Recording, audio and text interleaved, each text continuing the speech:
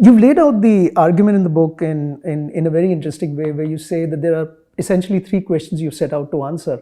One of them being, as you titled it, the rogue code, where the idea being the algorithms have unpredictability, bias, and harm. Not all of them, not all times, but sometimes, and some of them. Yeah.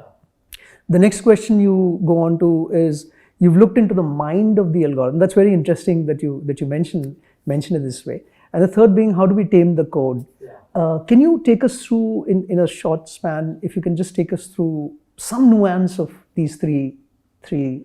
Okay. Yeah. So let's start with the first one, which is the rogue, what I call the rogue code. That's part one of the book, and it's the idea that algorithms can have unanticipated consequences. And the idea comes from sociology. Where is this idea of unanticipated consequences? And I give an example of something known as the Cobra effect.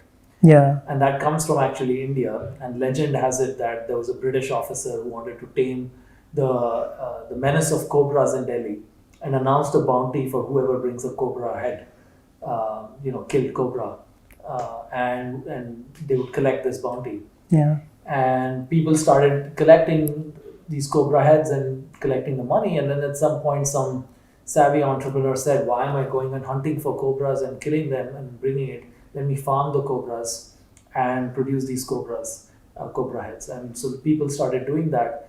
And so the legend is that it didn't really fix the population, but instead people were farming cobras. And when the British governor or whoever realized, he ended the program, and people said, what do I do with the cobras? And I said, let it free. Let it free, and it actually worsened the problem.